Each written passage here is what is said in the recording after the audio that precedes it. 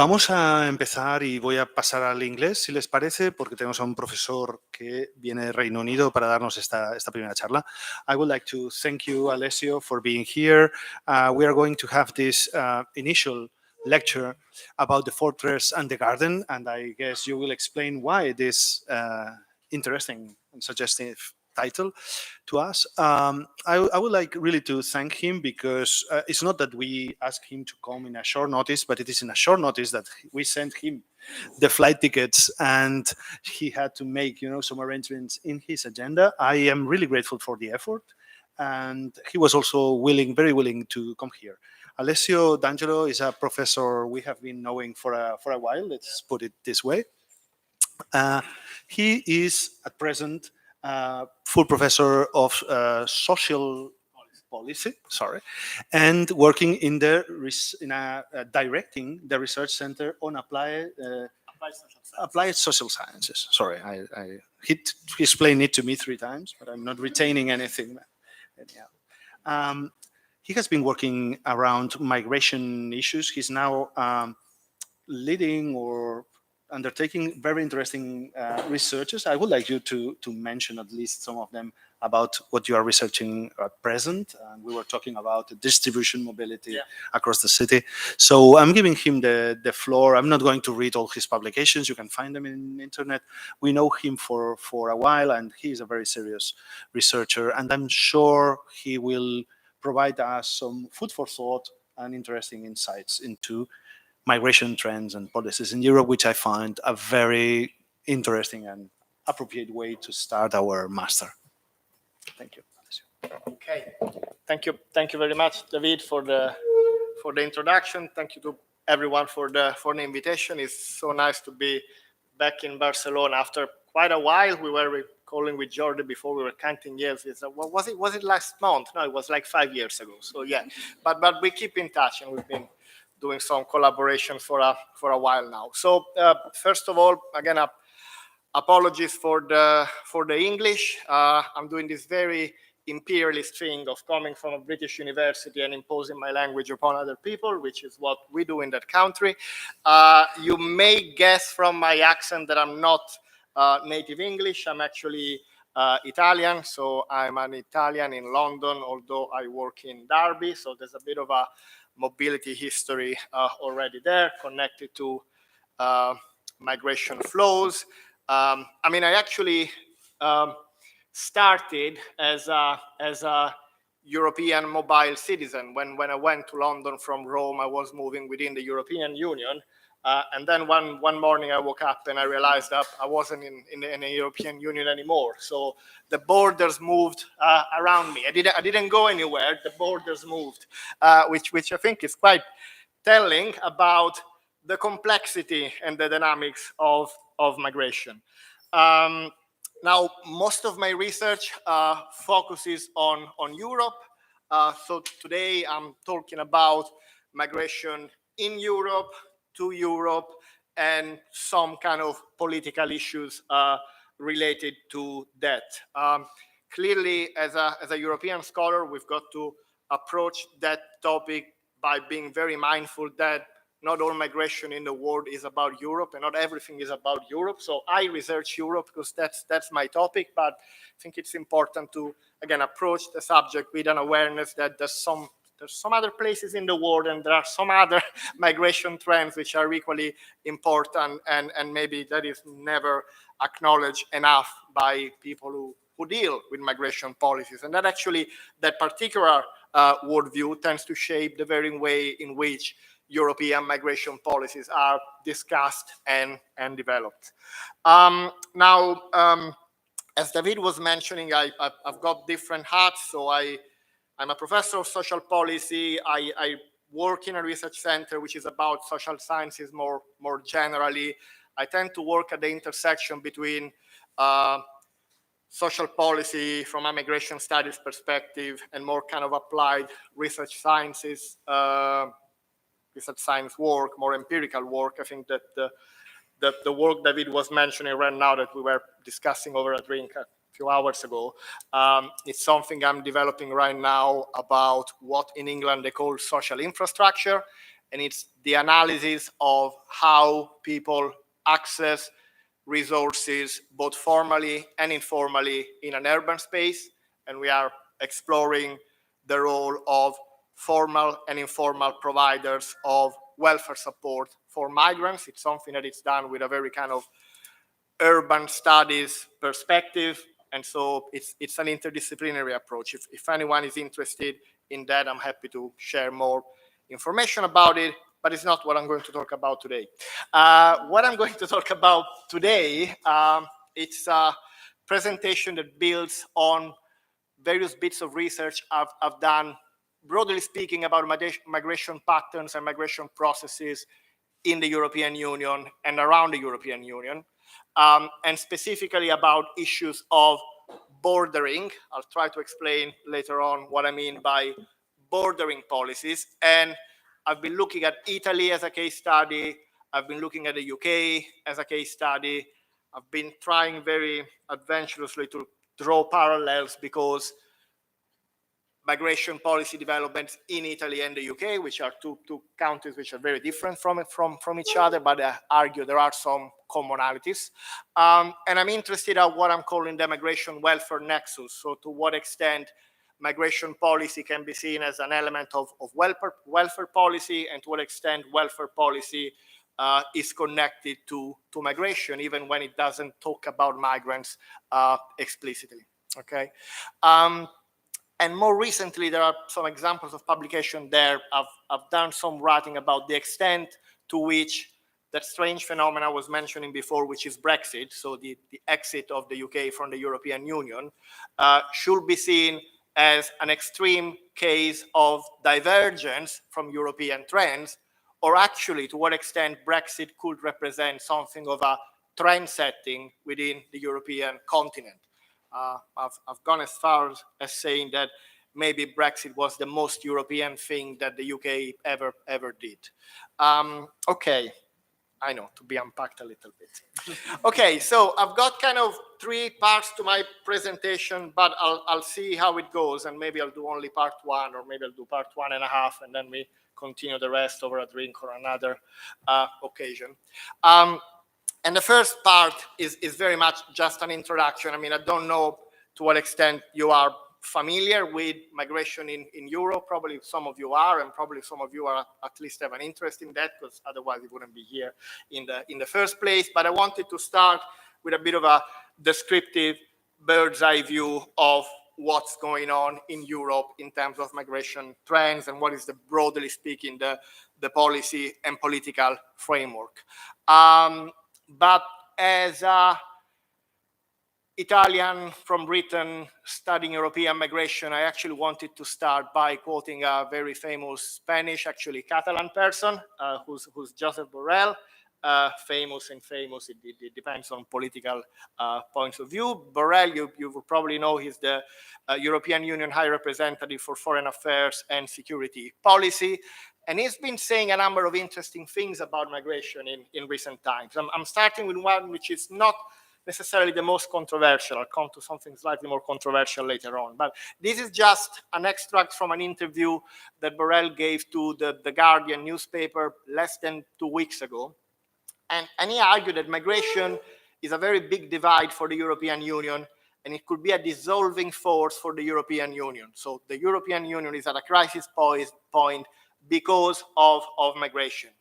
And he go on explaining that although they've been establishing at European level a shared common external border, what we have not been able until now to agree on is a common migration policy. So the first thing to acknowledge when you want to research and understand migration policy in the EU is that the highest EU officials tell you that there isn't such a thing, okay? It doesn't exist. So my whole presentation is about something which is not even there in the first place.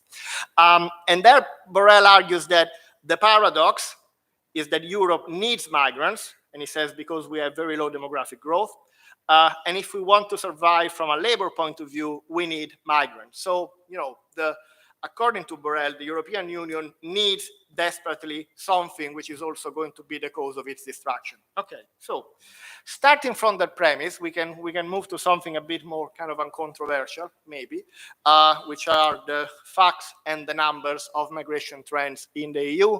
I've just pulled together some very kind of headline figures there. These are from Eurostat, which is the European Union statistical agency. Most of the figures here are at January 2022, which is the latest available.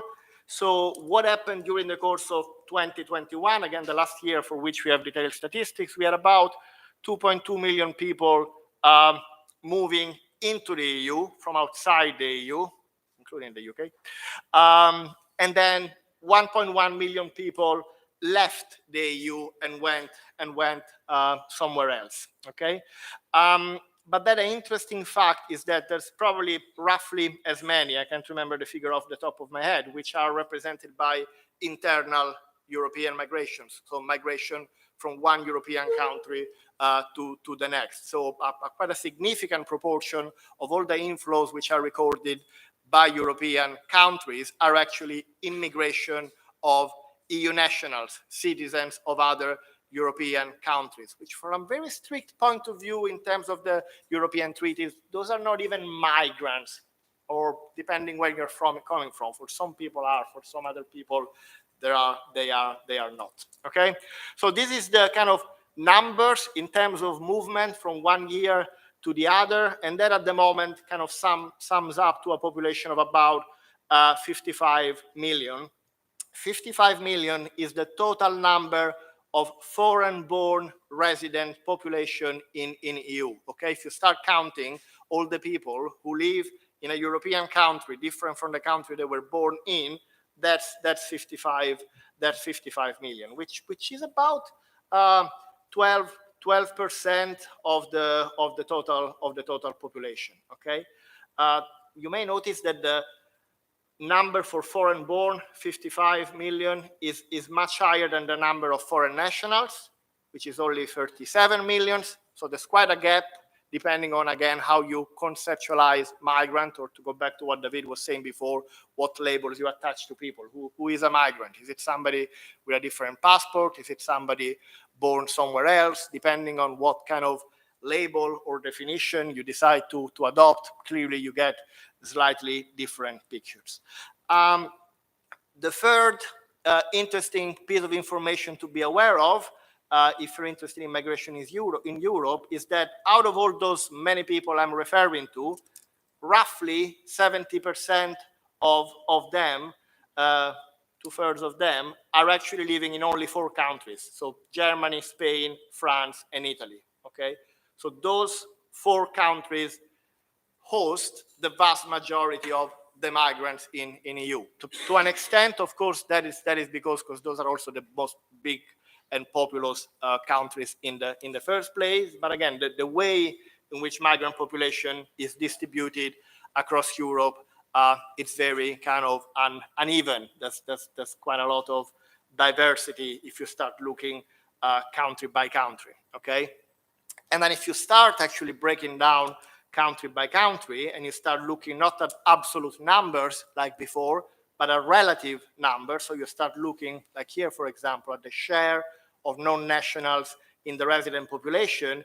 You see that share goes from close to 0 up until near to 50%, and it varies across. So for the medium to large size countries, it tends to be sometimes around 10-12%, which is the continental average.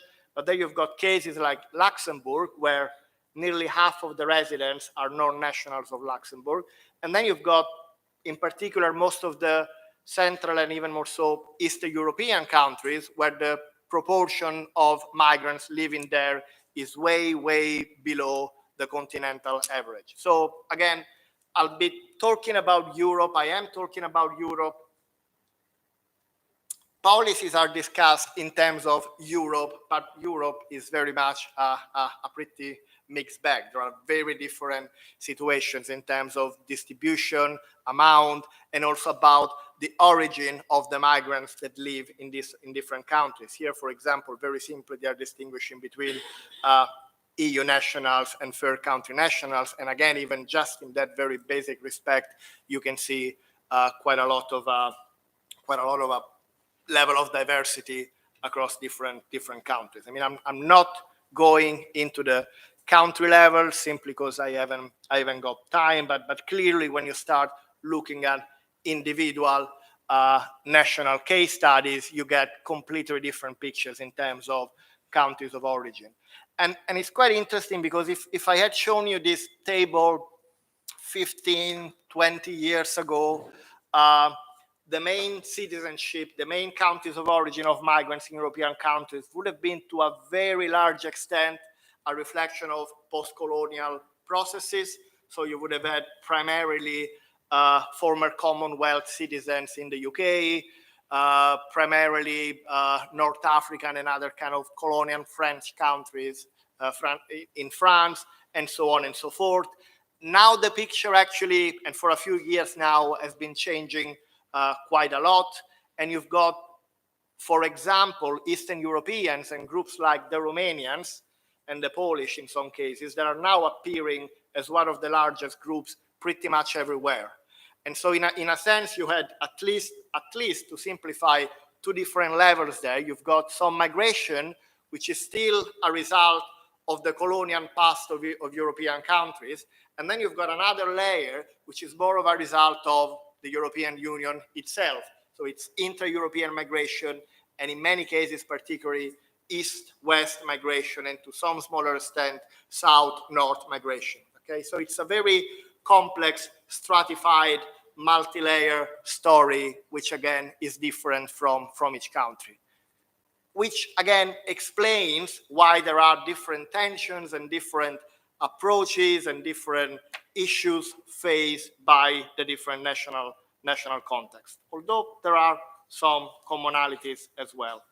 Okay, I'm skipping a few things, and I'm now going from the snapshot of the data, like this is what the population is today, and I'd like to start thinking in terms of trends. Okay, so how is it that the picture is changing over time? Well, actually, I've already started mentioning that just by explaining how the origin of migrants has been changing over time.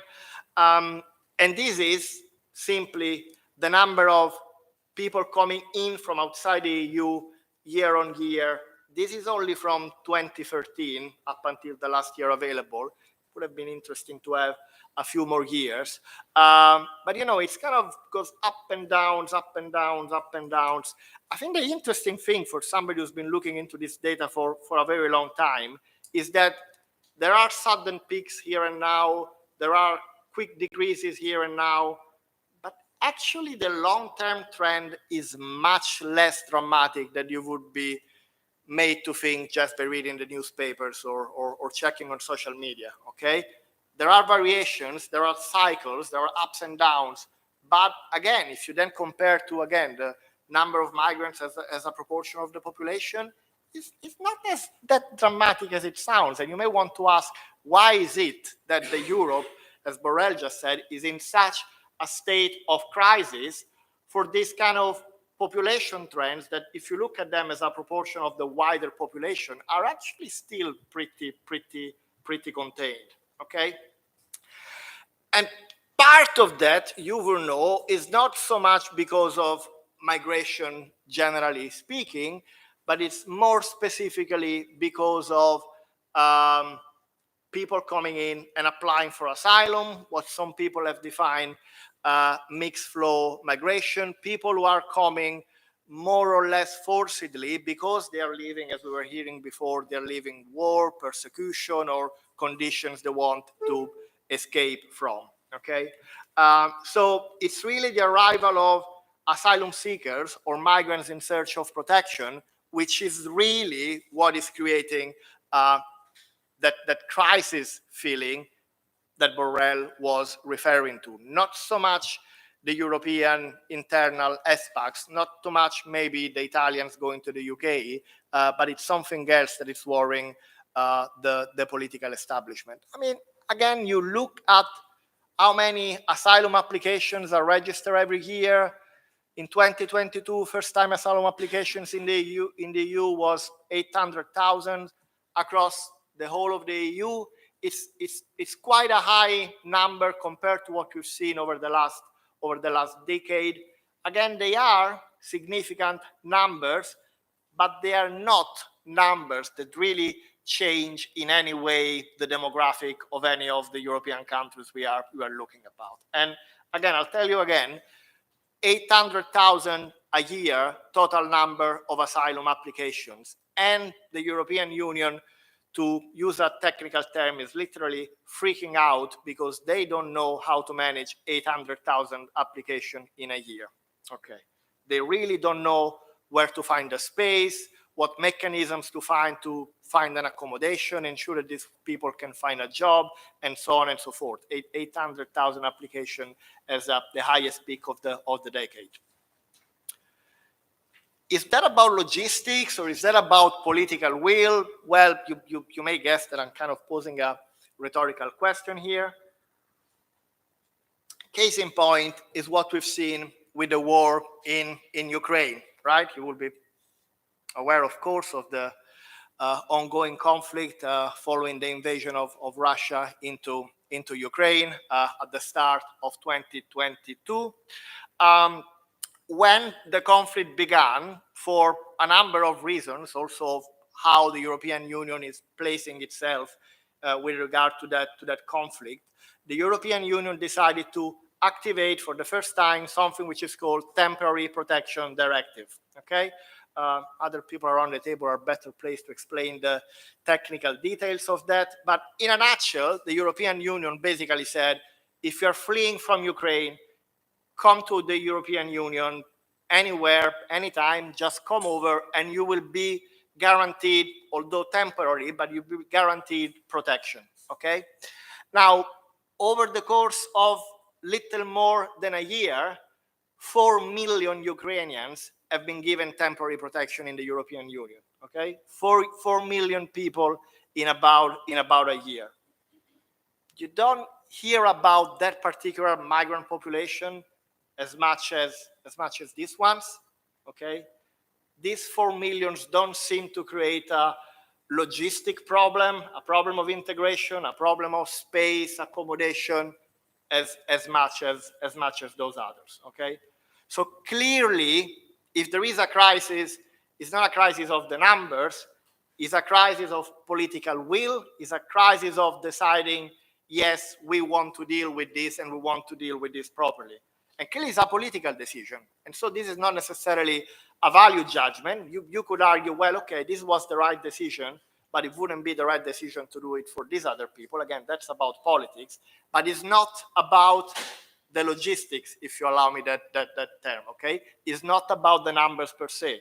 So the crisis, if there is a migration crisis, is not about the numbers, it's about political decisions, and if you want, value-informed political decisions. Okay. And the same goes for, more broadly speaking, irregular migration to the EU. Okay, irregular migration trends. You heard before, I think it was mentioned, Frontex, which is the European Union border agency. They release every year figures about irregular border crossing detected every year. Some of these people will end up applying for asylum, some others will not.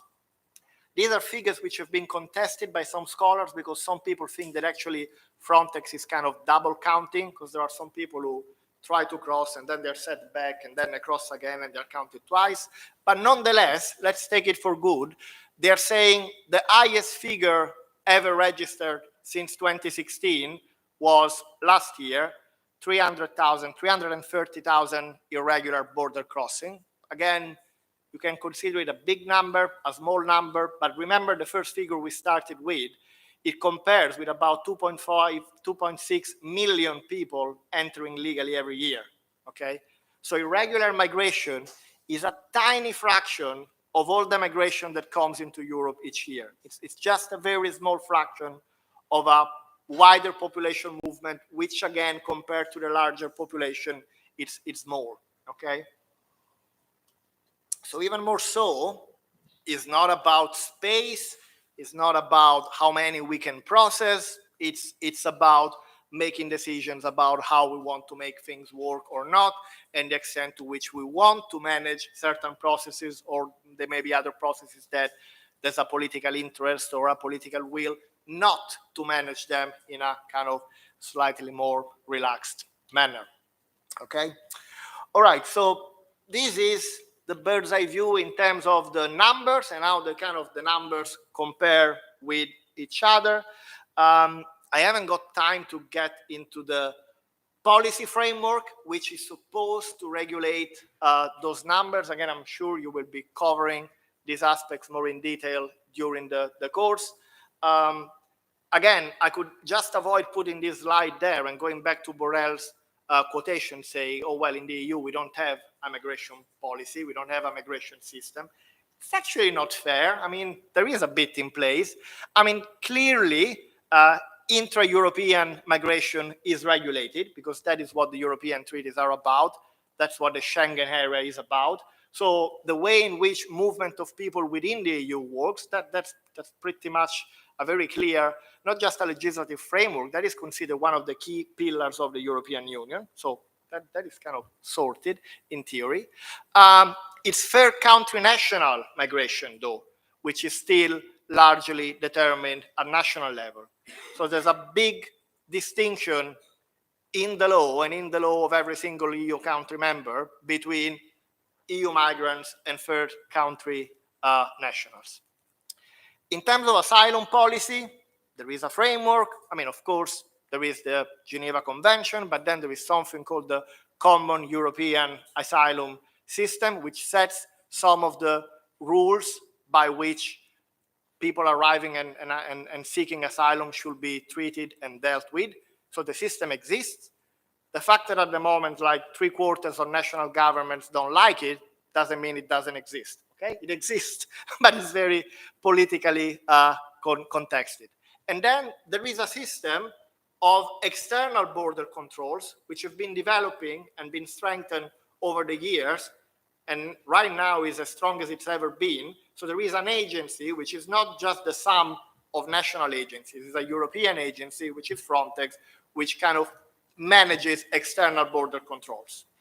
So in a nutshell, the way in which the policy framework works is that people within Europe can move relatively freely, in theory, and then there's a very strong border all around it, and then most of the rest is left to national decisions. Okay, migration lawyers here, they're going to kill me for this oversimplification, but you know, I'm kind of really trying to give a bird's eye view of the main drivers and the main situation. European institutions have been conscious already that that is not enough, and that what is in place is not enough, and you need more of an actual European level framework to manage all aspects of migration in a more coherent manner. There's been various policy programs over the years, Tampere, Hague, Stockholm. They finish one and they start a new round. There's probably more programs than tangible outcomes out of the programs. So that's just my very personal assessment. We are now witnessing a new attempt to create a new framework, something which the European Commission is calling a new pact on migration and asylum. The first proposal was presented in 2019, and it's ongoing. It hasn't been finalized yet. The details have been developed. There's been some U-turns and changes, and it's now probably, I suppose, the main or one of the main political objectives of the current European Commission is trying to finalize the new pact on migration and asylum before the next election of, is it June 2024, okay? So the framework is there in theory to support mechanism of solidarity between countries, have a better cooperation on issues on search and rescue, amend the asylum framework, have mechanisms to manage migration crisis, although they keep having conferences where they cannot agree on what a crisis is, but that's another story. But it's a genuine attempt of go back to the basics and redesign the way in which migration policies are managed in Europe. Again, it's literally a race against time, okay? Because Ursula von der Leyen, who's been there since 2019 as president of the European Commission, has given herself that as one of the main aims, probably not just in terms of migration, but in general, one of the main aims of the Commission has been from the start to finalize this new pact on migration and asylum. I mean, actually, they started the cycle, the mandate, saying we want to start with a new pact, which is going to drive what we do over the next few years. And now they are kind of saying, okay, we want to try and finish at least the pact before there's a new election. I mean, in fairness to them, there's been a global pandemic in between and a few other events, but it's been a very kind of tiring and cumbersome process up to this point. And that deadline of June 2024 is really perceived by most people as an actual deadline, as in, if we don't do this by June 2024, we have no idea what's going to happen next. Because you will probably know the general expectation is that after the next European elections of 2024, there's an expectation for a quite dramatic power shift within the European Parliament. Some people define it in terms of a shift to the right. More specifically, is a shift towards those political forces which are defined in some places sovereignist, populist, anti-migration forces.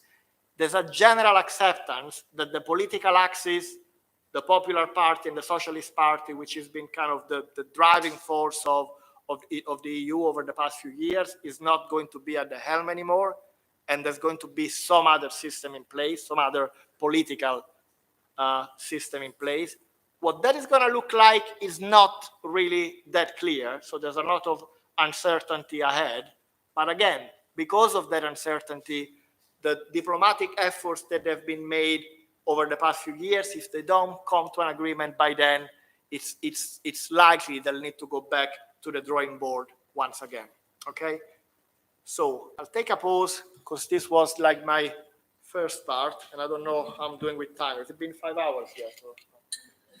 You have some time. Okay, all right. So this is the big picture in terms of numbers, in terms of policies, much more sketched. But it's kind of a long preamble to justify my title, okay? The fortress and the garden. What the heck am I talking about? Does anyone know why I'm using this expression here? Any hunch of where I'm coming from? Okay. To explain that to you, I need to go back to this famous Catalan fella, Josep Borrell, who exactly a year ago, so we are celebrating the anniversary of a much more talked about speech that he gave, again, as EU High Representative for Foreign Affairs and Security Policy, okay? This is verbatim from the very beginning of the speech. Then the speech goes on for a while, and you can find it on YouTube if that's the sort of thing you like to listen to. Okay, he said, Europe is a garden. We have built a garden, then he goes on, and then he says, most of the rest of the world is a jungle, and the jungle could invade the garden. So the gardeners should take care of it. The gardeners are the Europeans, okay? The jungle has strong growth capacity. Walls will never be high enough in order to protect the garden. Bit of a frustration there. If only walls could be high enough, but they are not. He's admitting that, okay? The gardeners have to go to the jungle. Europeans have to be much more engaged with the rest of the world. Okay, that bit sounds slightly less threatening. Otherwise, the rest of the world will invade us by different ways and means. Okay? Pause, another sip of water. Okay. I read this. I mean, there were some memes going on Twitter after we did this speech, and I thought it was like a joke. And I was like, okay, he hasn't said this. I mean, he didn't, but he actually did. Okay, and actually then wrote a blog and several interviews to justify more in detail what he meant. He meant it, and I think he really meant it, because one could argue that the only mistake he made there is that in some ways he just said the quiet part aloud, okay? He kind of gave voice to something which is quite a common feeling among certainly EU policymakers and kind of senior stakeholders about what's the state of play when we talk about migration and what is the situation, and also what is Europe about, okay? Forget about migration for a moment. Europe is a garden. What does he mean by Europe is a garden? Okay, not just that it's a nice place. In that speech, he's actually quite explicit about it. And Borrell says, Europe, or rather the European Union, is the only place where you can see across the world the highest level of those three things, and those three things together: political freedom, social cohesion, and economic prosperity, okay? And he goes on about it, and he says, this is the only space in the whole world where we've got all those three things at the highest possible level, and all those three things together. Kind of saying there are other countries which have one, but not the other two. But we are the only ones who've got all these three things. And that's why we are a garden. We are like a paradise on earth, okay? I don't want to stretch it here, but the word paradise, if I'm not mistaken, the root of the word, is it in Persian, I think? Anyone speaks Persian? No. Paradise means walled garden. The technical term paradise is walled garden. So actually this goes back to millennia of traditions of, well, Western or Mediterranean countries seeing themselves as the paradise on earth. And the definition, the dictionary definition of a paradise, it's something very, very nice, which is surrounded by a wall, to avoid that all the bad things which are out there can come creep in and spoil the garden, okay? So that's why I'm saying it sounds like, oh, a poor turn of phrase. He used this expression, wasn't thinking about it. But actually, it's a concept which is very much ingrained in Western traditions about how we see themselves and how we see the rest of the world, okay? So the European Union is a garden. We must protect the garden. When we talk about engaging with the world, it means we need to go out there and ensure that they behave in such a way that we can keep our garden, okay? So clearly, there was a lot of backlash after the speech, and some people starting saying, okay, what you are describing as protecting the walled garden is actually what some migration scholars for a long time have been calling Fortress Europe. It is not just a wall, this is a fortress. And a fortress is different from a wall because a fortress is militarized. You want to have a militarized wall to avoid anyone from coming in. And what you are calling engaging with the world, which sounds very nice, well, it's not very new. It's the oldest part of the handbook there. You mean colonialism. You're kind of recognizing we haven't been doing it enough lately, and we need to start going it again before people come in large numbers. Now, there's kind of a contradiction between those two pictures, right? Because you're kind of arguing that in order to have, remember the three glorious things of the garden, in order to have political freedom, you need to have closed borders. That's how you achieve freedom, through borders. In order to have social cohesion, you need to establish who is in, who is out, and of those who manage to come in, you establish at what conditions and what sort of rights they have once they come in. So you achieve social cohesion by stratification of rights. And in order to have economic prosperity, well, that economic prosperity is guaranteed by economic inequality. Both economic inequality within the garden or within the fortress, but also ensuring a very clear balance of economic power between who's in and who's out, between Europe and the rest of the world, okay? Some people have argued that. There's an inherent contradiction between those two ways that or maybe it's not a contradiction. That's the only way in which you can maintain those three things inside, is by preventing certain other things for those who are from outside of the garden. Okay? Just sounds a bit paradoxical and slightly depressing for people like me, who again went from 1 to 2 from Italy into the UK in the mid 2000s, 2004 to be precise, at the peak of the European dream of internal mobility and expansion of the European Union, where the idea behind the European Union seems to be the removal of barriers. Okay, that's why clearly I've got, not very originally, a picture of the Berlin Wall being knocked down there, because that's the image we used to associate to Europe. Europe is about knocking walls down. Okay, so European Union builds on ideas of equality, aiming to remove barriers between its member states and between its citizens as much as possible.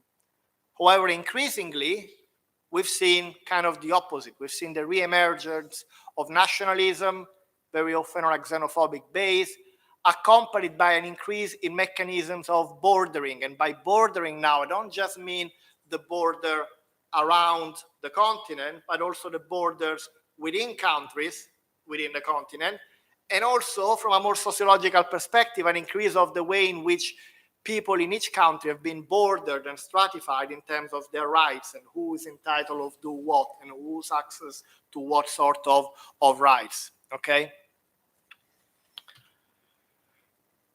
Okay, I kind of said that. European Union built around ideas of shared resources, freedom of movement, removal of barriers, if you want, as a mechanism to reduce conflict. Okay. And for me, who have also been teaching globalization processes for a while, it was also a kind of very interesting case within broader processes of globalization, because to one extent, the European Union was globalization at continental level. Maximum freedom of movement of people, of goods, of capital, everything goes, everything flows, but only within the boundaries of this border. So it's globalization, but made possible only by the existence of the wall. So if you want, really the European dream could be seen, controversially maybe, as a garden, as a space of equality, but a space of equality in an unequal world, within an unequal global system, and maybe because of an unequal global system. Okay? All right. How is that going? Well, by some statistical indicators, I go back to statistics, not that well, because actually, if you look at statistical data about economic inequality within the garden, within Europe, European integration as a political process has gone alongside an increase of inequalities within member states. So the economic inequality within some parts of the European Union has been increasing certainly over the past decade, rather than being reduced. Okay, so Europe within itself is becoming increasingly unequal. Okay, that is part of a broader trend in the Western world. Some of you may be familiar or maybe heard about the word of a political economist, I suppose, French, called Thomas Piketty, who a few years ago published this very influential at the time, at least, book called Capital in the 21st Century. He's using capital quite deliberately because I think it's kind of winking there at Karl Marx. But Piketty has been looking at levels of inequality in the Western world from the start of the last century, from the 1900s on, and he highlighted a very interesting trend. He highlighting the fact how after World War II in particular, we saw a reduction of inequality, and here I'm talking about economic inequality within countries, up until the 70s, 80s, and then we've seen a resurgence of that. And now, in most European countries, and Western countries as well, you see level of inequalities that you haven't seen in 100 years. So inequality is actually getting worse. And that process from the 1970s on, as far as us Europeans is concerned, has been going alongside the processes of the establishment of the European Union and European integration. And here I'm taking a step back. I'm not arguing for causality. I think it's much more complicated than that. But nonetheless, what you've seen alongside the creation of the European Union as a system, okay, this system of integration and falling of barriers, and so ideally increasingly cohesive and equal continent, actually you've seen an increase of inequality both within every single country and between countries of the European Union. Okay? Fun. Now, what's the place of migration into this? Well, again, I'm not arguing that it's all about migration. I'm not arguing that migration is the only dimension you need to take into account when you see this kind of re-emerging inequalities across Europe. I'm kind of arguing that it's been the effect of several complementary mechanisms, okay? Political economic processes that have been loosely defined as neoliberalism or austerity in the UK, imbalances in terms of the relationship between different countries, but yeah, migration policies and bordering plays an important role because, and I'm trying to give you some examples if I've got time, there's been a reintroduction of barriers, both physical, legal, and social, to precisely maintain and reinforce a system of stratification of rights which allows and at the same time justifies an equal distribution of resources and an equal distribution of rights. So it's not an accident, it's the way in which the system operates, okay? Skip. Okay, so kind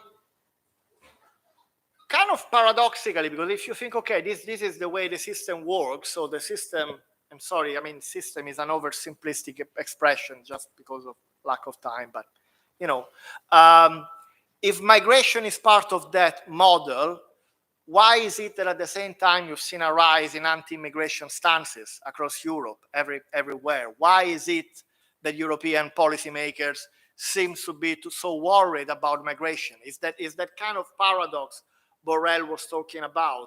On the one hand, we need migration. He admits we need migration. And at the same time, you cannot escape from defining migration as a crisis, and a crisis for the European Union as a whole and for the political stability of the European Union as a whole, okay? Where is that tension coming from, okay?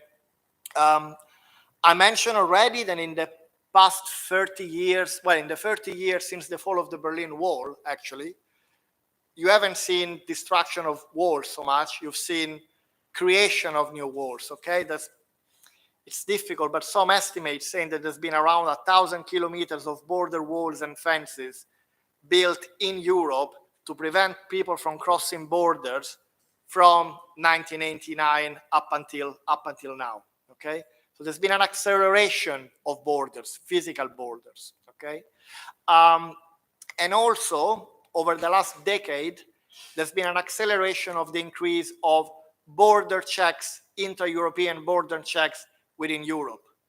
So although in theory you've got that Schengen system that applies to most of the European Union, not all of it, where people can move freely, is not the case that much all the time, everywhere, okay? We've seen the increase of inter-European border checks, and in some cases, the suspension of the Schengen area again and again and again, okay? So to go back to that expression of the fortress and the garden, you could argue that actually it's the fortress that is creeping into the garden, okay? This system is working in such a way that the external wall, as Borrell said, is not sufficient, and you need increasingly internal walls, okay? You've got a garden with a lot of bordering inside of it. And to me, this is a process which has been going on for quite a while, but to an extent, the turning point both in terms of that particular trend and certainly in terms of the political rhetoric of how these processes have been received and presented in the public arena. The turning point has been around 2015. Okay, 2015, the peak of what at the moment was labeled the European refugee crisis or migration crisis. Okay, so that relatively sudden inflow of migration you had as an effect of the Arab Spring to an extent, and some other kind of geopolitical phenomena all happening at the wrong time. In fact, you may be aware that tomorrow, October 3rd, we are, well, no, celebrating is definitely not the word, it's the opposite of that, but we are remembering 10 years from the so-called Lampedusa shipwreck. Lampedusa, you know, is that little Italian island off the coast of Libya, really. There's been hundreds of shipwrecks around Lampedusa, but by definition, when people mention the Lampedusa shipwreck, they refer to that particular shipwreck, which happened on October 3rd, where at least, probably many more, 370 people died at sea, which created a lot of kind of political and mediatic, very kind of heartfelt reaction. There was a lot of never again being heard back then by European head of states when that shipwreck happened.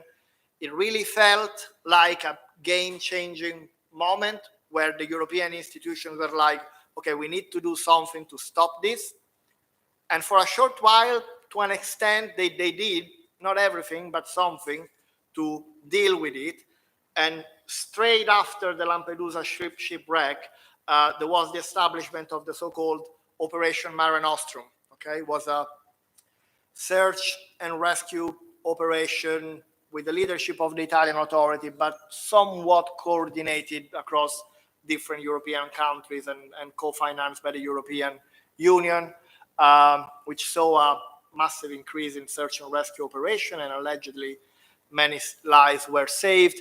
And that lasted roughly a year. Okay, I don't know what's on with October because the shipwreck was in October. In October, Mare Nostrum started.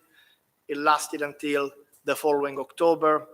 It was October last year when Borrell made their speech about the fortress and the garden. After the closure of the Operation Mare Nostrum, there's been other operations. You may know the story, Triton, Sophia, others, which had increasingly more of a border control approach rather than a search and rescue approach, whereby search and rescue was at best a byproduct of the border control. So in a sense, if you want, again, to oversimplify, they decided, well, no, actually what we need to do is not necessarily to save lives. What we need to do is to stop arrivals, okay? So it's quite telling that Operation Mare Nostrum started with everyone saying never again, and then over the past 10 years, every time some government or NGO has suggested a new Operation Mare Nostrum, the answer has been no, never again. We're not doing it anymore, okay? At the European Parliament recently, actually, there's been a cross-party motion calling for something like Operation Mare Nostrum to be reinstated, but the Commission said, well, no, this is not the European Union responsibility, it's the responsibility of individual member countries. We don't get into that in that way again, never again, unless something comes out of the new pact on migration, but I wouldn't be so sure about that being the priority right now. Okay. So, search and rescue, not that much. What is it that the European Union has been doing in terms of dealing with those arrivals? A bit more of, well, is what is normally called externalization of borders, okay?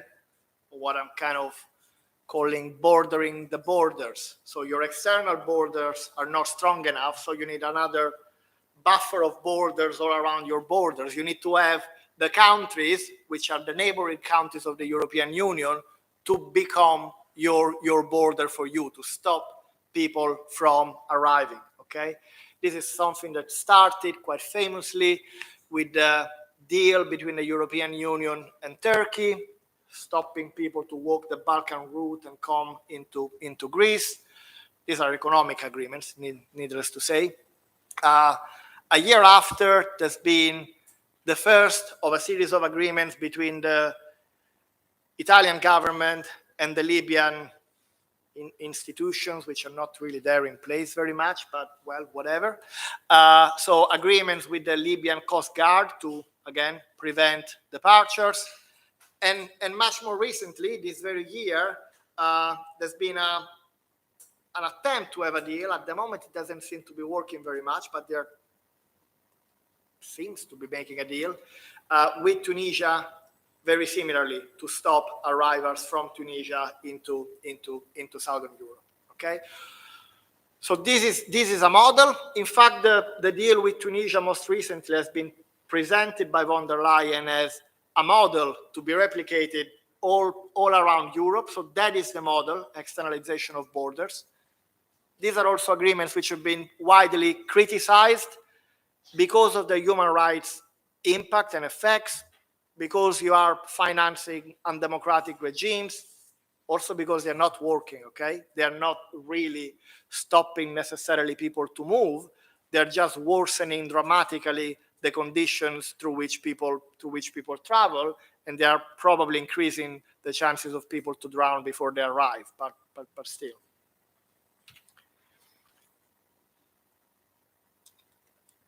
And again, the political priorities and the narrative are not always necessarily about the numbers. Again, this is not a numbers game, okay? Only a fraction of the arrivals into Europe, including the so-called irregular migration, only a fraction of irregular migrants come through sea crossing, okay? So that's that. In a sense, you wouldn't understand why that is the biggest priority, except that is one particular phenomenon which is particularly easy to make visible and to make visible political confrontation around it, okay? And you could argue that the dramatic images that sea crossing present you with are precisely the sort of visual which is necessary to justify a political approach which is worded in terms of unmanageable crisis, because you can visualize it as an unmanageable crisis that you must stop in any possible way. Okay. How long have I got? Okay. Okay. So, trying to wrap up, why is this happening? Again, not a question anyone can answer in 10 minutes or so, but who's gaining anything from it? Okay, what's the systemic advantage of this? Okay, migration is a divisive issue. Is what in America they call a wedge issue. It's an issue which allows you to divide the political spectrum and divide political debates and create consensus around it or against it. Probably a bit of that. But when looking at the so-called refugee crisis in Italy, I've also argued that there is more, and that there are some kind of specific economic interests which are served by these mechanisms. Okay, and again, the way in which flows are allowed to arrive is quite important.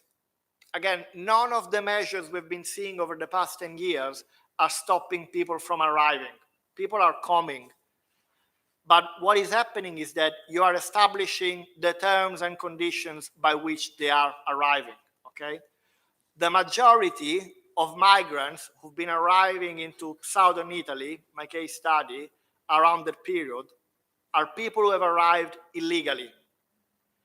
They have arrived, in some cases they have applied, and in many cases they have been told you don't have a right to stay, and in many cases they've been given a piece of paper saying, please return to your country of origin. And that's pretty much the end of a legal process, okay? Although a lot of talk about repatriations, people don't get repatriated, certainly from southern Italy. They don't get repatriated. The authorities are quite aware of that people arrive and some of them go somewhere else, but some of them stay. And for those who are staying, what we've done, we've certified their total lack of access to any kind of right. Okay, there's a piece of paper telling you, you're here and you don't have any right. You cannot claim welfare rights, labor rights, employment rights. But of course, we know you're here. Okay, just don't get any idea. Okay, so my point, and it's not my point. I mean, Lydia Morris, who's a scholar who's been doing this kind of analysis for a much longer time in Italy, in Germany, in Britain, has been arguing that beyond the rhetoric of anti-immigration policies and politicians, the outcome is not necessarily the reduction of flows. The outcome is an increased stratification of rights. It is not necessarily about ensuring that no one comes to southern Italy, for example. This is about ensuring that people who come to southern Italy, they don't have rights and they have much lower rights entitlements than the legal migrants, so-called, and of the Italian systems, okay? Because that allows you to have very differentiated layers of rights and entitlements, for example, within the labor market. And again, the case of southern Italy is very telling because there's been packs and packs of research showing that the whole of the agricultural sector in southern Italy couldn't survive for a day without large-scale employment of irregular migrants, basically working in the black market. But it's not an exception, it's systemic, okay? The kind of production chain is built on the fact that you need to have some workers which are there with no employment rights whatsoever. And there's been some of the more kind of open entrepreneurs in the area, which have kind of been admitting it in interviews in research projects. It's like, we don't just need migration, but we need zero right migration. We need migration where we can employ people beyond the requirements of our national framework in terms of minimum wage doesn't even exist in Italy, but you know what I'm talking about, because otherwise we couldn't survive economically. So in that particular case, and I've got the time already to give you that one particular case, migration is required for the survival of an economic system. Okay, so it's functional to economic systems in that particular situation. Okay, I'll skip Brexit because I haven't got time to talk about Brexit. I've got about 20 slides about Brexit. Can I come another time? Yeah, another time. Okay, but to wrap it up, in Italy, in the UK, I've written some papers about. Broadly speaking, the point is that hostility towards migrants, yes, is promoted very often in terms of social stability and numbers, and increasingly is promoted in terms of race, is maintained by identifying, and if you want, generating, by the need of having crisis, because having crisis allow you to have that kind of crisis approach. But what it actually generates is not reducing migration, but is generating political support for an increase in social stratification. Social stratification, stratification of welfare restrictions, stratification of labor precarity, which of course affects the migrants to begin with, but actually, and there's a few other papers on that, this is a stratification of rights which ends up affecting the whole population.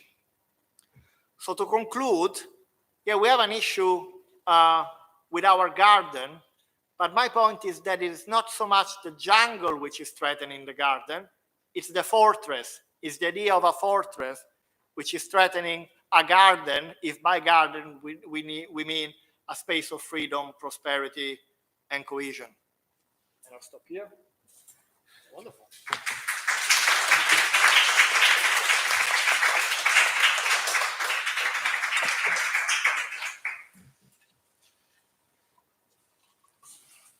Yep. So What do we do now?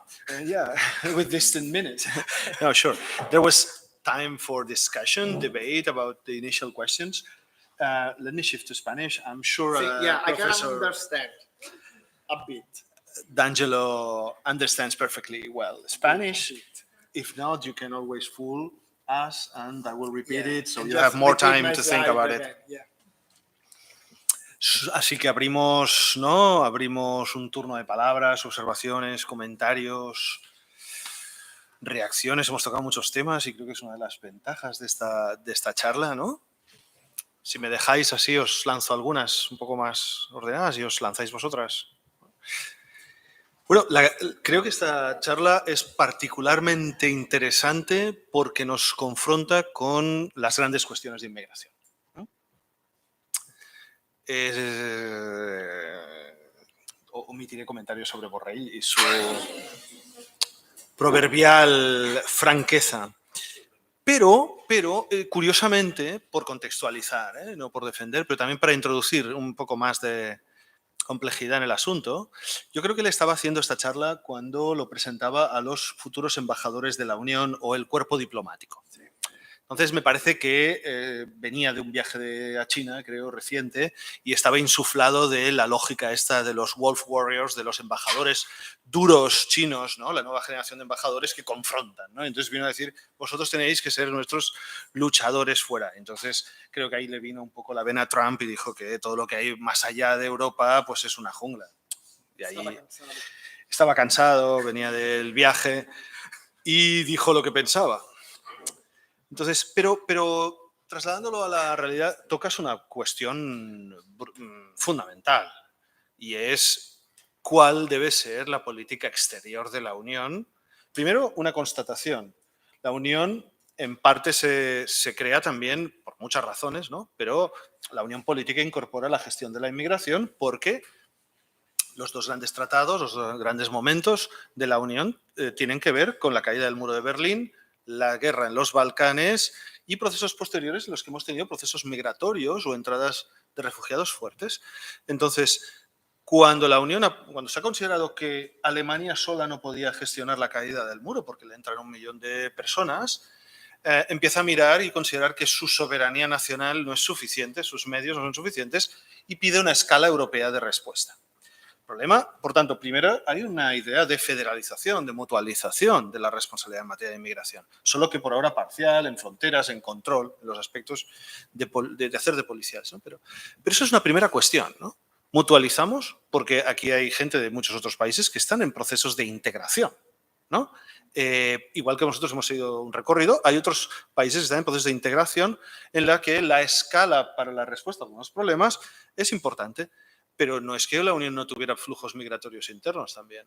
Quiero decir que aquí hay una cuestión interesante. Yo creo que ha sacado otra segunda cuestión, que es, una vez tú construyes esta federalización, esta mutualización de las responsabilidades a trozos, parcial, con un foco, digamos, perverso siempre, ¿no? Obsesivo en el control migratorio, más que a lo mejor en otras cosas, claro, se te plantea una duda de cómo me relaciono con terceros países. Entonces aquí Borrell viene en plan aguerrido, ¿no? Vamos a luchar, tenéis que defender. Esto no es baladí, ¿eh? Cuando tú tratas con el cuerpo consular y de las embajadas, es decir, el cuerpo exterior, algunos están imbuidos de la sensación de ser la última línea de defensa. Es decir, todo lo que cuele por vía de visados, de entrada de embajadas y todo eso, ya no lo podremos resolver. Nosotros estamos aquí para controlar esto. Esto es una mirada muy de Fortress Europe, ¿no? De control. Pero la siguiente pregunta es en relación a la dimensión exterior. ¿Cuál ha de ser la política exterior? Teniendo en cuenta que somos 27, éramos 28, pero ahora somos 27. Somos 27 con sus propias políticas exteriores, su propia realidad migratoria tan desequilibrada como demostraba, ¿no? Aquel cuadro. Entonces, pero cuando mutualizamos, ¿cuál ha de ser nuestra política exterior hacia afuera? Porque, por problematizar, ¿no? Hay una tentación, los tics excoloniales, ¿no? Y tenemos unos cuantos países que han sido potencias coloniales, tanto en África como en Latinoamérica, clarísimamente, y en Asia también, o sea que hemos tocado. Esos tics coloniales se pueden reproducir en las relaciones con terceros países. De hecho, se han reproducido muy claramente en el rol que han de asumir con una migración. Pero si no quieres esos tics y no tienes que tratar con estos países, porque es necesario, ¿sobre qué pie lo haces? ¿Hay que hacerlo? Yo me pregunto seriamente si con algunos gobiernos hay que ni siquiera establecer tratos y legitimarlos. Por tanto, ¿qué asumimos? ¿Una política modélica? ¿Una política de realpolitik? Ciega. Yo trato con quien sea un dictador cruel o sea lo que sea, siempre que pueda ser efectivo en mis fronteras. ¿Cómo eso lo encajamos con nuestra política exterior, con nuestros intereses económicos? ¿Qué prima? ¿La efectividad, la eficacia o los derechos o una mirada? Esta es una dimensión. Hemos incidido mucho en la óptica de fronteras. Las fronteras nos ocupan mucho, pero fijaros cómo hay un desequilibrio en la mirada europea, en la regulación europea, sobre fronteras y entrada. Pero hay 55 millones de tíos trabajando aquí, de origen extranjero. ¿Cuánto esfuerzo inventivos en fronteras y cuánto en integración, en mercado de trabajo, en atracción de talento, en retención del talento, en capacitación de ese talento? Hay un uso, por lanzar cosas, porque me ha parecido súper sugestiva, precisamente para abrir un máster como este. Hay un uso peligroso o arriesgado, no es peligroso, es arriesgado, de decir, como Europa disminuye en población, tenemos un problema serio de demografía, de fertilidad, tenemos otro problema que es la migración, y si juntamos esto. Esta es una mirada buenista, la mirada positiva que quiere justificar la migración. Sí. Necesitamos esto. Pero ¿es una buena solución mezclar dos problemas para que se resuelvan virtuosamente entre sí? Normalmente acabas teniendo 4 si mezclas dos problemas. ¿Y es un buen argumento o no lo es? Es cierto que lo puede serlo a corto plazo, transitoriamente, pero sin duda, y entro en el otro gran tema que has sacado, el populismo. El populismo está aprovechando la migración también para abrir una brecha. ¿Cómo está? Es interesante ver cómo el populismo ha aprovechado la migración para hacer de ese el populismo especialmente de ultraderecha, ¿no? Para hacer mella en el discurso. ¿Por qué? Porque atrapa muy fácilmente un discurso de la izquierda que es integrador. Y confronta a potenciales votantes de izquierda que a lo mejor, como no se hacen bien los deberes en la integración, pueden estar en concurso, en competencia por recursos.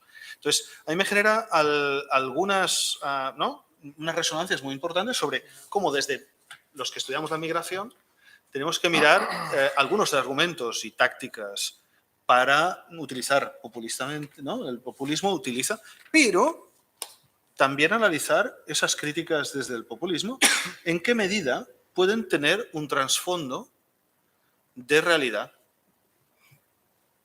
en la percepción de aquellos con los que conectan con ese discurso. Porque si a mí un discurso populista no me conecta para nada, yo no lo sigo. Por tanto, deben hacer algún clic en algún sitio. Y no es solo porque utilicen magníficamente, magistralmente las redes sociales y nos engañen a todos, sino que deben pensar en algunas medias verdades, ¿no? Quizá. Entonces, esa es una de las otras cuestiones que muchas veces hacéis como trabajos de máster, es decir, la relación entre algunos discursos populistas y la gestión de la migración. Y último, ¿no? La puerta de acceso a los derechos. ¿Quién pertenece a la comunidad política? Porque eso es lo que define al extranjero, ¿no? A lo que los romanos llamaban los bárbaros, ¿no? Hay un poema muy bonito sobre que vienen los bárbaros de Cavafis, por cierto, ¿no? Entonces, ¿quiénes son los bárbaros? Son aquellos que no son nosotros, son aquellos que están fuera. Entonces, esos extranjeros no forman parte de la politeia, ¿no? de la comunidad política, pero hemos ideado sistemas, porque ya no estamos en la Roma o en la Grecia antigua, sino que estamos en un sistema de derechos internacional y decimos que hay algunos derechos, aunque seas irregularmente, incluso si cometes delitos, etc. Entonces, ¿por qué esa estratificación de derechos? ¿A qué obedece? ¿Cuál está justificada y cuál es un abuso? Porque también es verdad que si alguien viene de turista, igual no le tienes que dar la misma, ¿no? el mismo conjunto de derechos. Si alguien está de paso, ¿cuánto lleva tiempo? Y aquí empiezan todas esas transacciones complejas de las democracias avanzadas, ¿sí? En las que, y acabo que no quería hacer una contraponencia, solo que me has generado tantas cuestiones que digo, ostras, ¿esto cómo lo manejo? Para mí, y creo que es una de las dificultades y los retos que vais a tener aquí, es tener que convivir con las contradicciones de las políticas migratorias. El ámbito de la inmigración está lleno de contradicciones explotadas magistralmente por esos populistas, porque se basa en compromisos. Si entras legalmente te quedas, pero si entras irregularmente te expulsaremos, pero si te quedas mucho tiempo, tienes hijos, te estás trabajando de verdad, etcétera, pues alguna solución tenemos que darte. Bueno, pues ya esto es una contradicción. Entonces estoy invitando a que entren y se queden. El ámbito de la inmigración son todo compromisos. ¿Por qué hay que dar la residencia a los 5 años, a los 7 o a los 10? La nacionalidad, tiempo, no sé, criterios objetivos. Bueno, pues como decía un compañero político, no solo por respirar el mismo aire durante 5 años nos hemos integrado, ya, pero necesitamos criterios objetivos. Necesitamos algunos criterios. No puede todo ser medible, ¿no? Entonces, y ahí empiezan una serie de compromisos que también son debilidades del sistema, en un sistema... pasa muy por encima de cosas, pero me ha parecido muy sugerente, os lanzo aquí todas estas cuestiones que nos van a estar revolviendo, ¿no? Y complejizando durante el curso, pero era solo para calentar motores a ver si os lanzabais vosotras. Venga, va. ¿Dudas, cuestiones? Con respecto a lo que decía recién, el Código Civil Español habla de 10 años como término general, ¿no? Para la obtención de la nacionalidad. Y por ahí mi pregunta es, con respecto a esto que decía usted, de las contradicciones que por ahí existen, a donde después hay diferentes plazos, ¿no? Para diferentes situaciones. Por ejemplo, con la ley de extranjería, ¿no? Debería haber como algo en coordinación con las leyes, hablando más que nada del ordenamiento jurídico interno aquí de España. Las cuestiones de gradualismo. La cuestión de un cierto gradualismo, ¿no? Did you understand it? And I'm not sure that the last actual question. The example of the question of gradualism. ¿Puedes repetir la pregunta? Que es la... sobre el... Eso, que creo que existen, lo que decía usted, Yeah. varias contradicciones Sí. con respecto a lo mejor esto toda la cuestión jurídica, pero más que nada en España. Sí. El Código Civil habla de 10 años como un término general para la solicitud de la nacionalidad. nacionalidad. Claro. Uh-huh. Y después hay diferentes otros plazos en los cuales el inmigrante puede acogerse a ese derecho, ya sea porque entró, como decía, ¿no? En doctor legal. ¿No cree usted que tendría que haber una cierta coherencia, por lo menos con los criterios, ¿no? Porque si una cosa dice la ley de extranjería, otra cosa dice el Código Civil, para buscar una respuesta a lo que es la cuestión migratoria. Sí. You mean both internally but also internationally? That's the point. So, yeah. ¿Puedo dar un poquito más de contexto? Para ilustrar, esa es una contradicción. Dices, mira, para obtener la nacionalidad en España, regla general, artículo 23, Código Civil, 10 años. Humanos, 10 años, ¿vale? Rusos, 3 años. Pero, si eres de Latinoamérica, 2. Entonces dices, bueno, ¿qué pasa? Que los latinoamericanos van automáticamente a considerarse españoles, solo cruzar, estar 2 años aquí. Y entonces la explicación clásica es nuestras relaciones tradicionales, posiblemente hablan la misma lengua, por tanto la integración, ¿sí? Y seguramente a los latinoamericanos les parece fantástico. Pero es una de esas contradicciones, porque deja de ser, ¿no? Quizá coherente en sí para ser un vehículo de política internacional. Y esta es una de las primeras cuestiones que veremos. Inmigración no solo obedece a qué bien queremos tratar los migrantes, ¿no? Quizá obedece a una pluralidad de intereses que no siempre se tejen. Can I say, okay, thanks. I think I sort of understand where we're going with this, but and I'm not gonna comment on the Spanish system because I don't know it well enough to even try to embark into that. But there's a general point which is about the coherence of the system internally for each nation.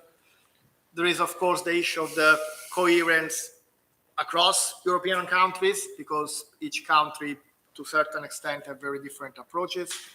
But then, and again, we go back to this idea of stratification of rights, not all migrants are the same.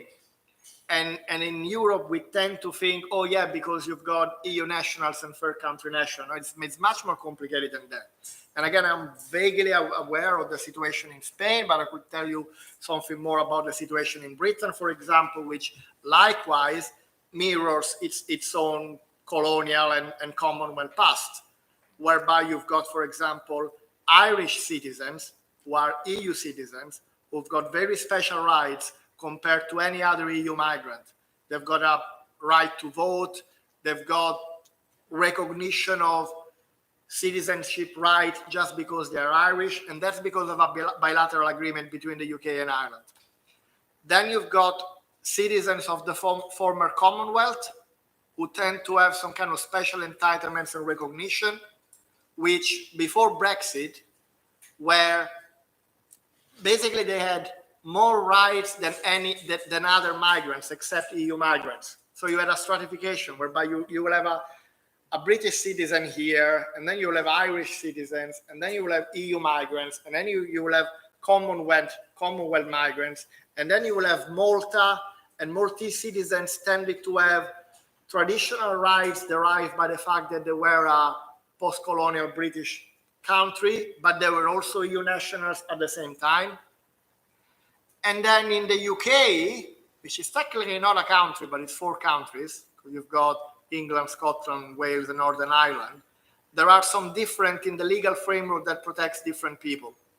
And the most basic, simple example I bump into very often as an academic is that universities in Scotland are free for Scottish people, not for English people. And when the UK was a member of the European Union, because of the EU treaties of non-discrimination, say an Italian national will go in Scotland at university for free, and a Scottish resident for free, but an Englishman from London will pay. Okay? So this stratification of rights at the intersection of colonial past and devolved powers, of which you know something in Spain as well, plus the European mechanisms, yes, it's very incoherent. It's incoherent by history and to an extent by design, because of what David was saying.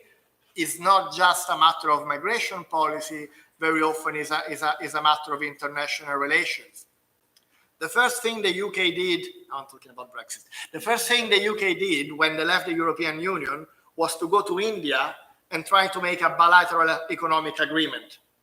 And the first thing the Indians said was, oh yeah, but now we want freedom of movement. You've left the European Union, you want a free trade agreement with us, okay, but we want bilateral freedom of movement. And of course, the British diplomats had to run away. But, oh, no, we're not getting into that. Okay? So migration is also one of the many cards which are played in bilateral relations between countries on all sorts of grounds. So yeah, it ends up creating incoherences nearly by definition. And since we're at the start of a master degree, if there's one reading suggestion I would recommend, is that one I highlighted there by Stephen Castle's 2023, Why Migration Policies Fail.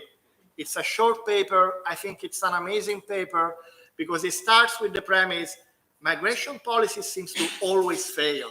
You never hear a politician saying, oh, this policy worked very well in terms of migration. They seem to be bound to failure. Why is that? Well, read the paper. Antes que todo, complimenti por la conferencia, Gracias. por su punto de vista. Y pues mi pregunta es, para usted, la crisis migratoria puede ser considerada como una micro-crisis, que junto, por ejemplo, con la Brexit y con la crisis del euro, pues se suman a una crisis más grande que es la de la legitimidad de la Unión Europea, porque con el populismo y todas esas crisis juntas, pues la gente ya no quiere hacer parte de la Unión Europea. Entonces, a veces como que me da la idea de que la crisis migratoria sea como una parte más pequeña de una crisis podría como eso legitimar. Yes, to an extent. I think the point is the migration crisis, plural, and the Mediterranean migration crisis in particular have been presented as events which have caused for the European Union system to go into crisis mode. So that is defined as a cause, and the European Union crisis is the effect. But I think already in the way you're asking the question, you could argue that it's the other way around, okay? This is the effect of a European Union which is unable to find some kind of common ground or a solution to its own internal contradictions. And these kind of phenomena and occurrences are precisely what is needed to justify an institutional crisis and take it from there. So, in a sense, yes, the migration crisis or the migration crisis, plural, are only one aspect of a wider political systemic crisis which is hitting the European Union. The problem is a bit of a chicken and egg situation. Well, which is causing what? And the predominant narrative seems to be we as Europeans were coming into crisis because of that. And my counter argument could be, well, no, actually, this is happening because you have an internal crisis to begin with. Okay? So, yes, but the directionality is complex. ¿Puedo añadir? Porque me parece muy sugerente tu intervención, que da para mucho, porque cuando pienso en la Unión, es un enfermo con una salud de hierro. Solo se fortalece a golpe de crisis. COVID, reforzamos nuestras competencias en compra de vacunas y ahora ya hablamos de competencias de la Unión en salud. No gestionamos bien la inmigración y la crisis. Oye, si no nos sirve la Unión y le damos más competencias con un pacto europeo de inmigración. Y podría seguir. De crisis económica y hay un six-pack, un two-pack, etcétera, etcétera, y una serie de medidas. Ergo, igual, la crisis es, como Schumpeter, ¿no? Aquello, una crisis creativa, ¿no? Sí. O es aprovechada para tal. Lo digo porque cuidado con ver la crisis solo desde una perspectiva unilateral. A lo mejor, o es una crisis que se puede utilizar para reforzar aquello que era débil, o al menos esa es seguro la posición de la Comisión y del Parlamento Europeo, avanzar en contextos de crisis. Entonces, quizás si empezamos a rascar, a lo mejor es una crisis del entramado institucional de la Unión que era insuficientemente, era débil para afrontar una crisis mayor de este tipo, y una crisis a nivel nacional para poder afrontarlos. Italia sola, Grecia sola, no pueden. Pero tú lo puedes convertir eso en una propuesta de reforzamiento de los poderes de la Unión aún más fuerte.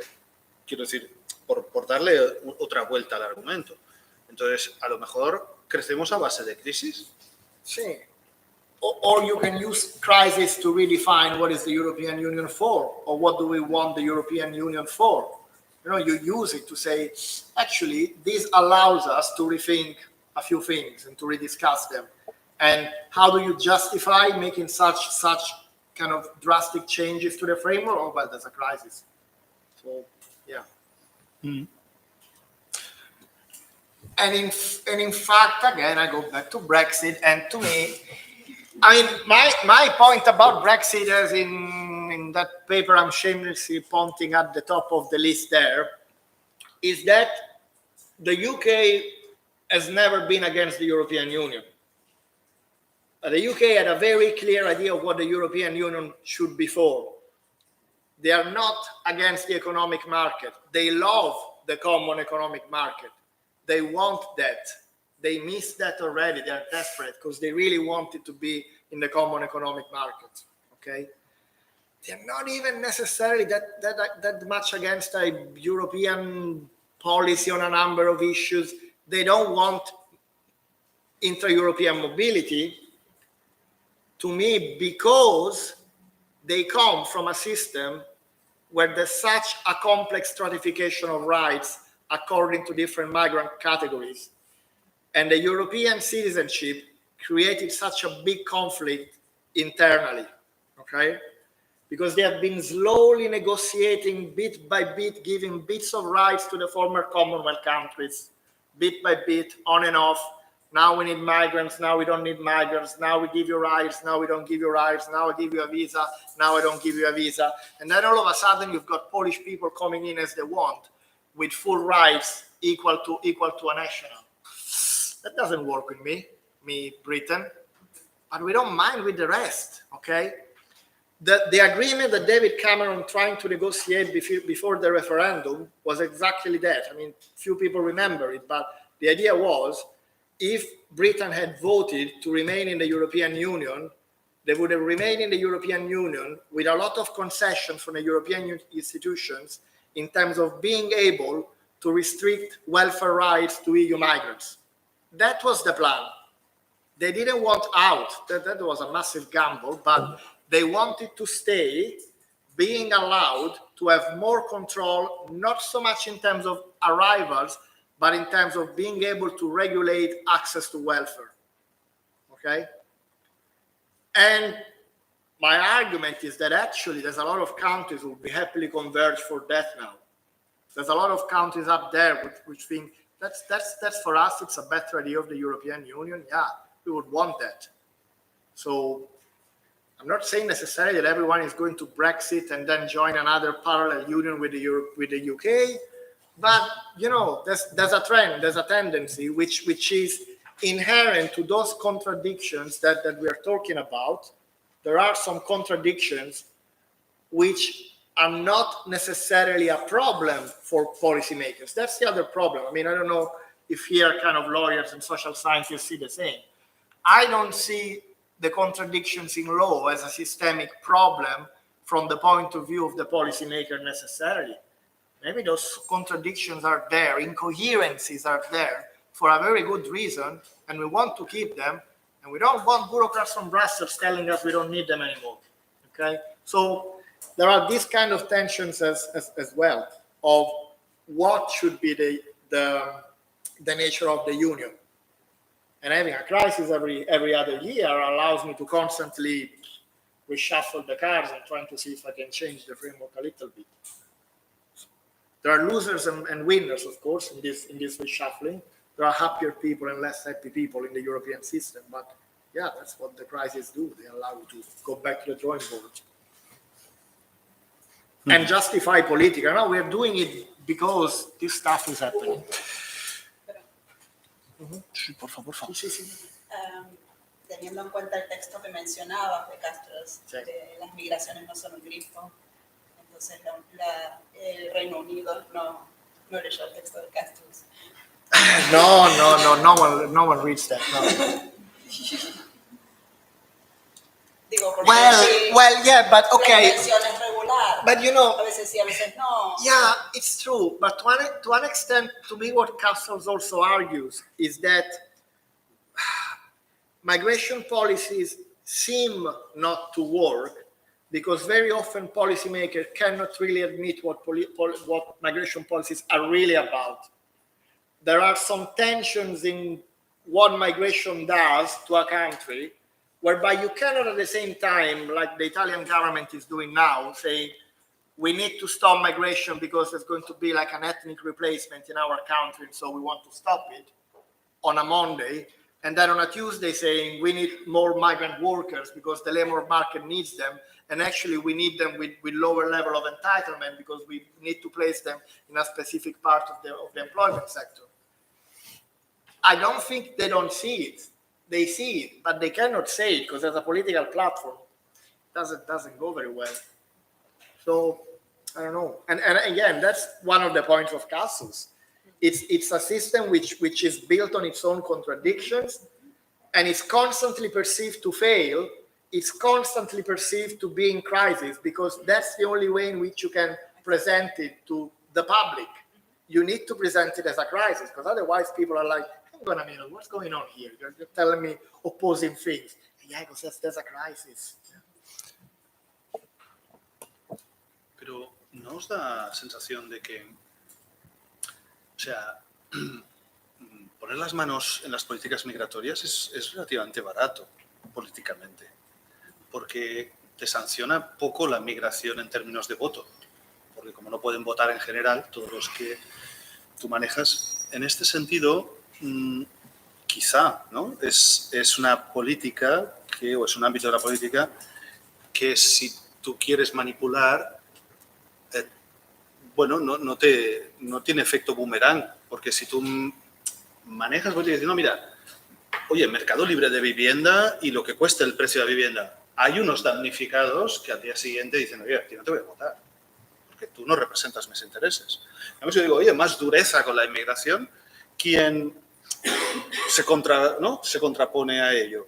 Porque no hay el migrante por venir, no vota porque todavía no está aquí, el que está irregular no, a los regulares a lo mejor ya están aceptados y algún discurso puede parecerle incluso aceptable.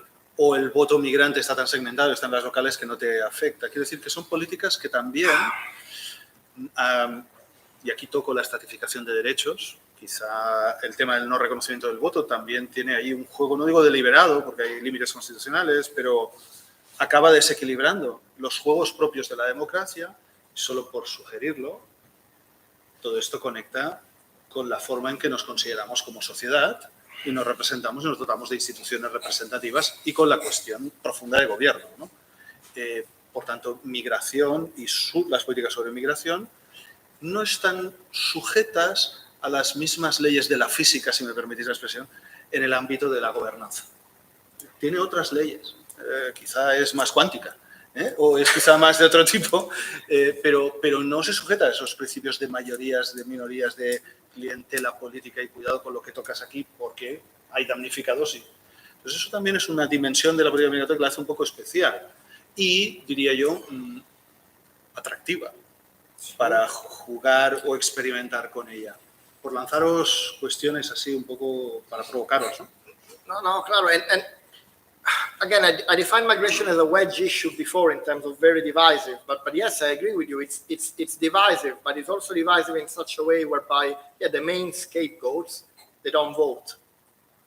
Okay, so yeah, you can be anti-migrant as much as you want, but you're never disenfranchising the migrants as voters, as long as you ensure that as many of them as possible don't vote or then vote soon after arrivals. What happens after naturalization and with second generations actually is a bit complicated. But yeah, there is that dimension, but also, yeah, there's a basic dimension of chauvinism, both in terms of welfare rights and political rights.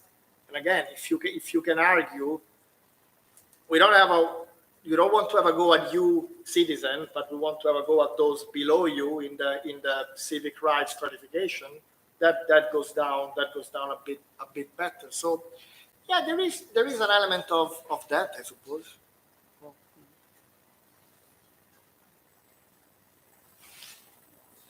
Yeah. No, simplemente pregunto, perdón, voy a hablar un poco de portugués. Pregunto si, por ejemplo, has dicho que no son cuestiones de números, que no es tan alarmante, y son decisiones políticas. ¿En qué están basadas las decisiones políticas? Porque, por ejemplo, no hay crisis si entran 4 millones de ucranianos, pero crisis, 800 solicitudes de asilo. ¿No hay una cuestión también de raza, racismo muy fuerte ahí? Incluso para tomar las decisiones políticas.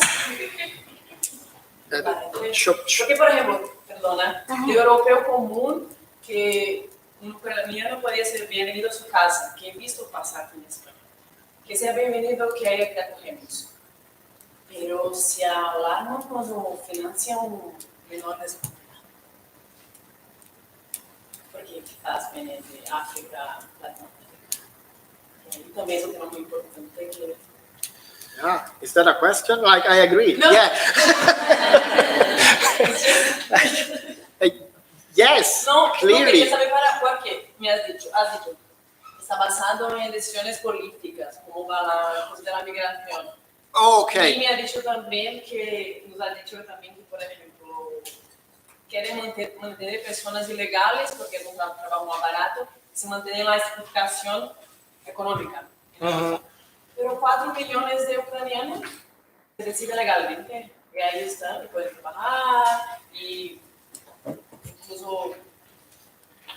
No, absolutely. But I insist. I agree. And when I say political, I mean political in the wider sense. Yeah. So political decisions are based on a number of factors. And again, if you're talking about who do you target, yes, there are definitely, obviously, racial components. Who do we wanna target for being the lower level of the stratification of welfare rights? The Ukrainians or the sub-Saharan Africans? In terms of political palpability, in terms of populism, I need to talk to citizens and get them along with me. What is it easier to say that I don't want to give rights to? Yeah, there is clearly a racial dimension. There is an issue of chauvinism in the most racially defined sense. Although, obviously, as we know, chauvinism is a very slippery slope, and the boundaries of who is like us and who's not like us are constantly shifted. And in fact, in terms of the UK and Brexit, all of a sudden, Polish migrants, yeah, they were European and yeah, definitely white, but not as European as us. And when there was the accession of Romania and Bulgaria, I was like, oh, no, we draw the line there. Okay, those are not European. Okay, stop. Bulgarians, no, that's too much. Okay, so clearly it's about race, but clearly race it's kind of articulated in a much more complex way than black and white.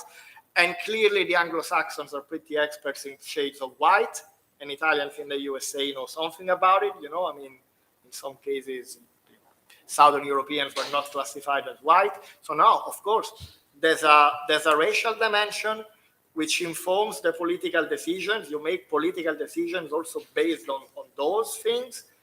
But I think it's also important to remember that even races get constantly stratified and redefined. So it's a risky game for anyone and everyone, no matter what's the color of your skin, because the wheel keeps spinning in a sense. Yeah.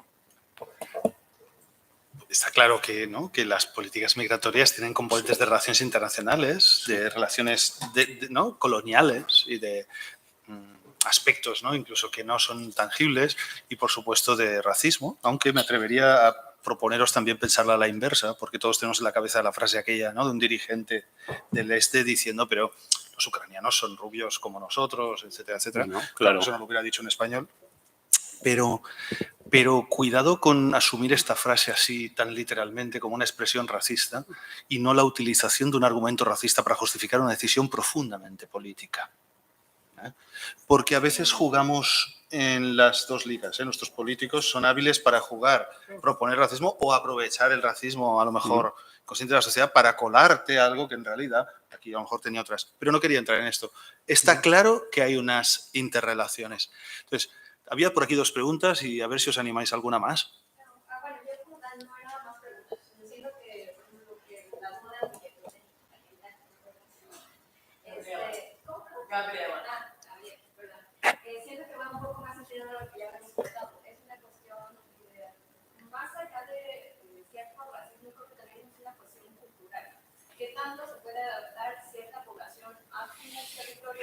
¿Qué tanto puede dividir o qué tanto puede causar cierto impacto en tu población, ¿no? Porque también cuando llega, sí es un derecho humano, la conversación, pero también cuando ves cosas son completamente diferentes a lo que tú estás acostumbrado, ¿cómo lo puede asumir tu población? ¿Qué tanto tendrías que trabajar con ellos para que la puedan asumir y no causen roces o no cause cierto rechazo, algo que se vuelva violento contra tu población? Creo que va un poco por ahí. Esto. I want to do this. Yo no iba a decir nada. No. Dale. No, yo creo que este tema que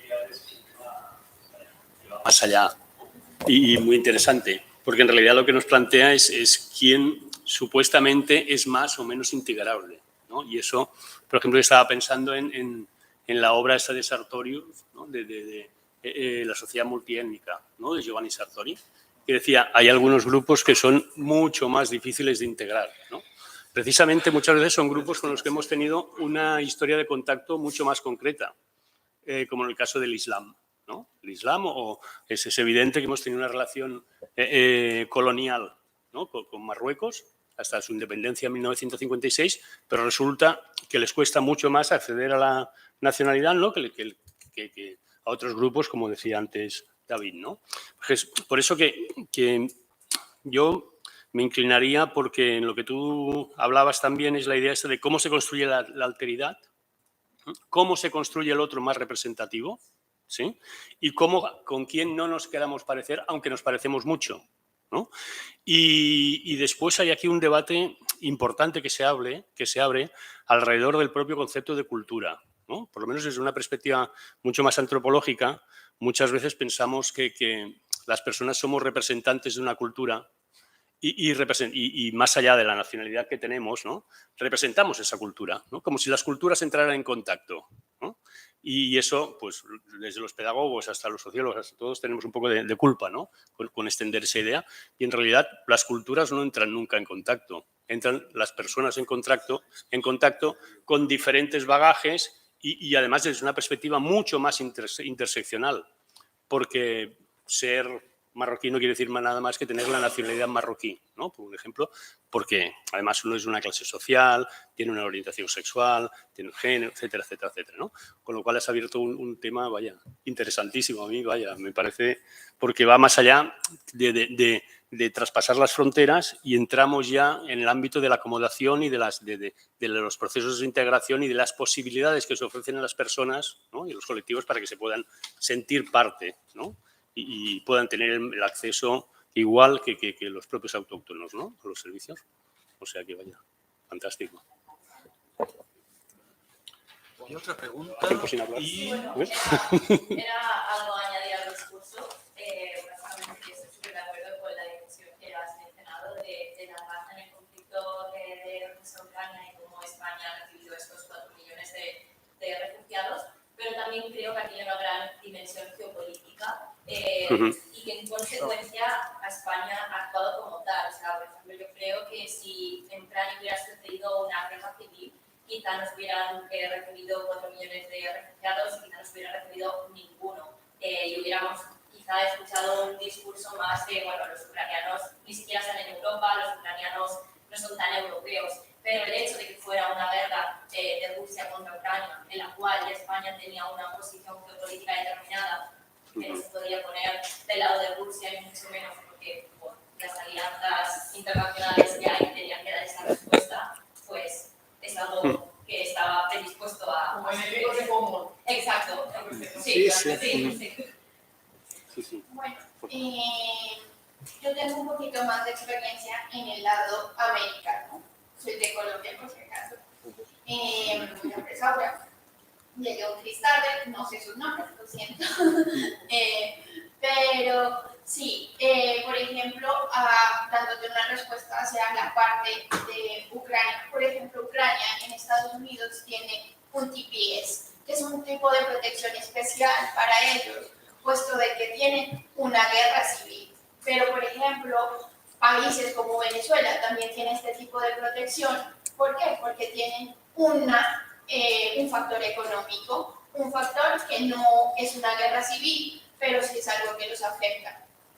Sí, les dan más rápido un permiso de trabajo, una residencia, pero son condicionados.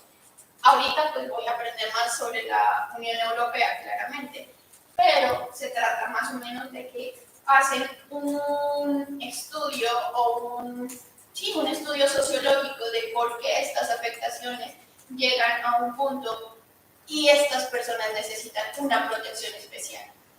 Entonces creo yo que la Unión Europea, al acoger distintos países a los ucranianos, no lo hicieron porque no son ucranianos y no son latinoamericanos o no son musulmanes o algo por el estilo, sino porque necesitaban un tipo de protección especial. Entonces, eso es lo que yo digo. Era justamente eso que preguntaba también, porque ¿en qué se basan las decisiones políticas? Porque lo que vemos es lo que está más en choca, ¿sabes? Como, es lo que veo, es que les pregunto. Muchas gracias.